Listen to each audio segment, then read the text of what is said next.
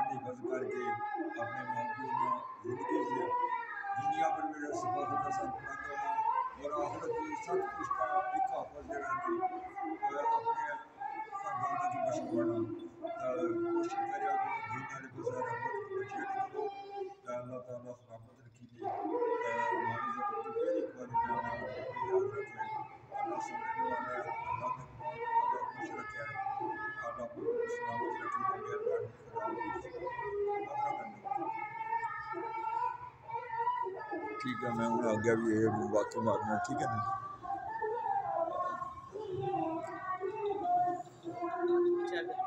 جی ہوا بالکل ٹھیک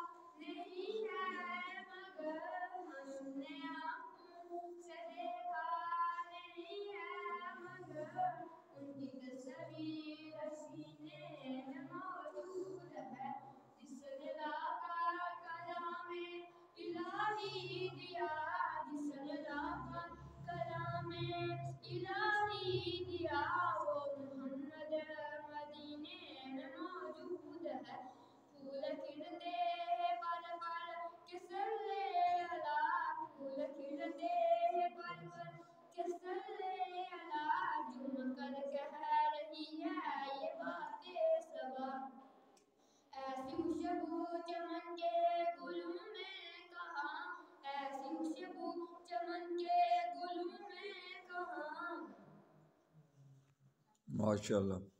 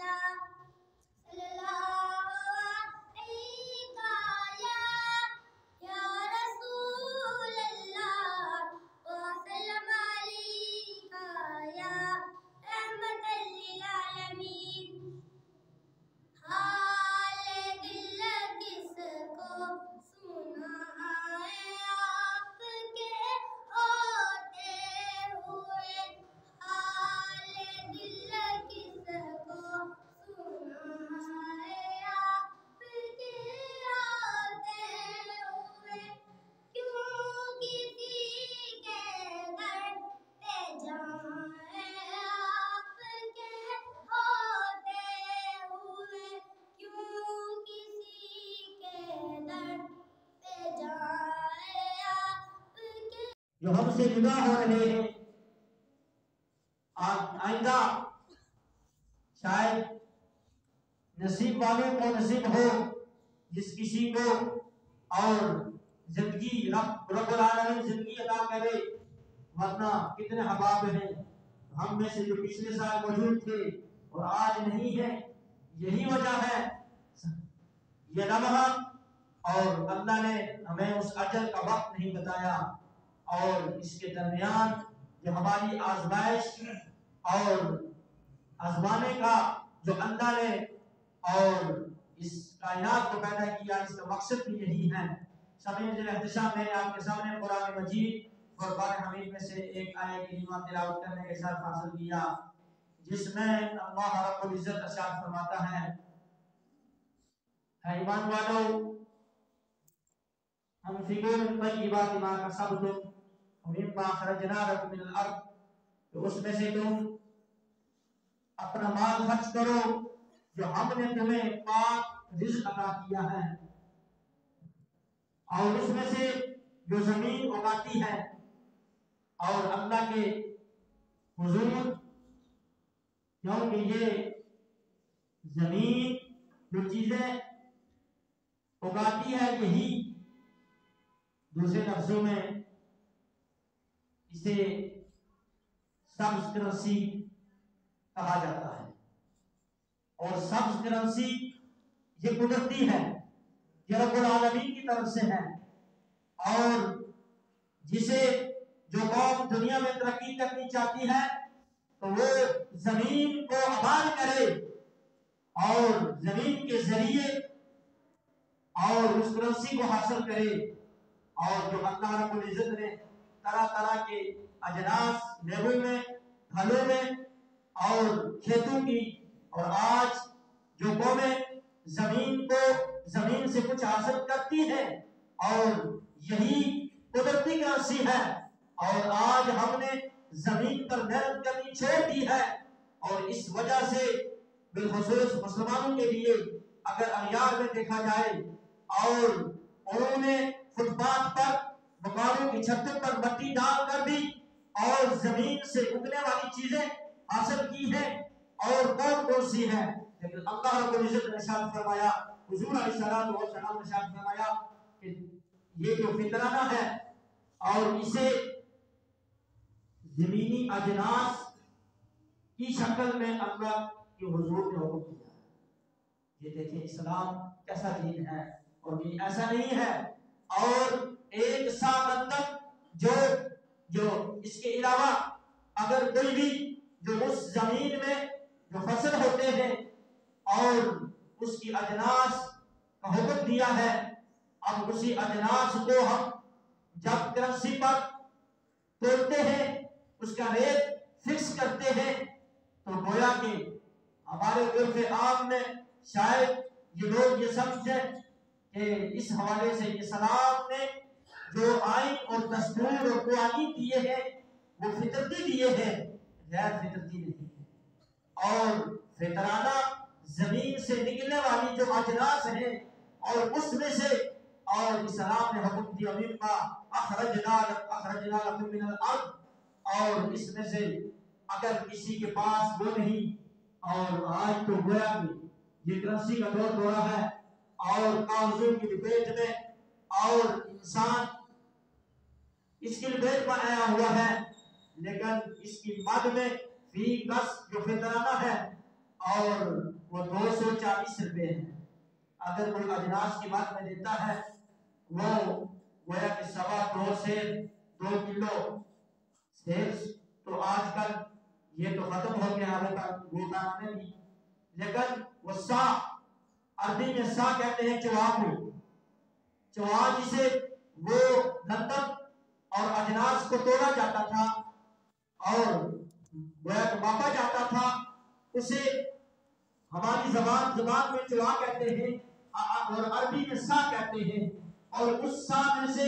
گویا کہ نصف سا، اور اس کی قیمت 240 روپے بنتی ہے فی کس، کیونکہ فطرانہ یہ فی کس پر افراد پر ہوتا ہے، زکوٰۃ کے برخلاف، کیونکہ زکوٰۃ مال پر ہوتی ہے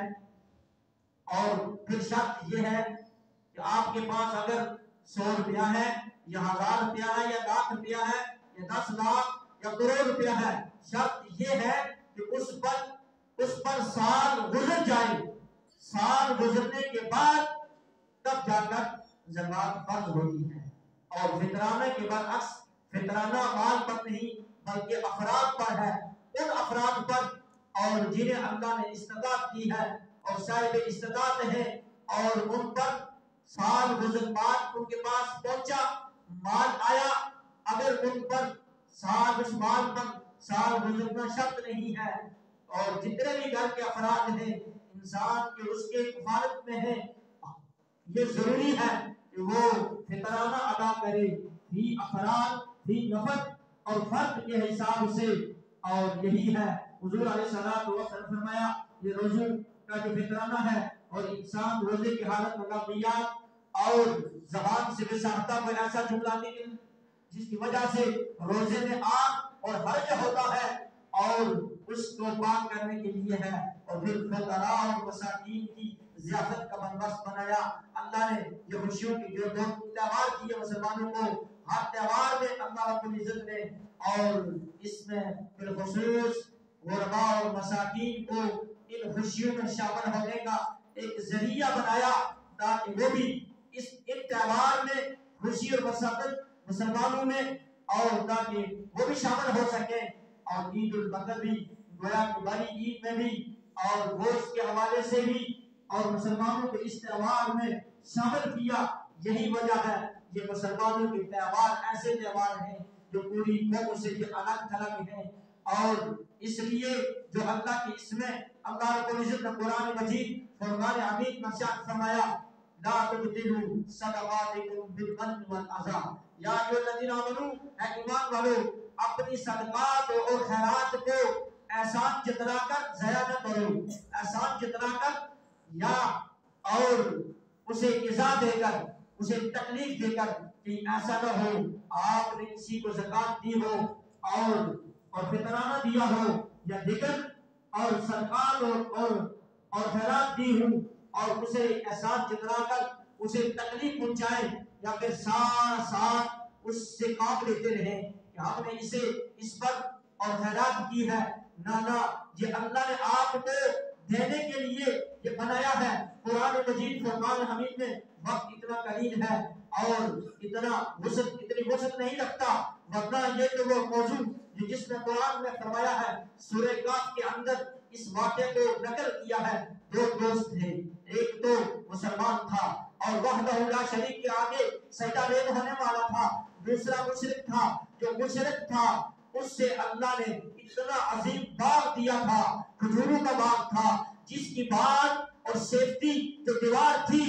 اور سیفٹی باغ وہ کھجوروں کے درختوں سے بنائی گئی تھی اور اس کے درمیان میں اور بڑی زرخیز کھیتی تھی۔ وہ اتنا بڑا دو باغ تھے، جو اللہ نے فرمایا وہ دو باغ تھے، اور اس پر گویا کہ اس کے آگے اور دولت کی ریل پھیر تھی۔ اس باغ میں کام کرنے والے گویا کہ ملازم بھی بے شمار تھے۔ اس کا جو لباس تھا، جو سواری تھی، بڑا ہی فن جب نکلتا اور بڑے ناز و نخرے سے باہر نکلتا، اور اس کے وہ دو باغ تھے۔ لیکن وہ مسلمان دوست جو اللہ کو وحدہ لا شریک ماننے والا کہنے لگا کیوں نہ ہوا تو غرور اور تکبر سے اس بات میں داخل ہوا ہے، کیوں نہ ہوا تو اللہ کا شکر ادا کرتے ہوئے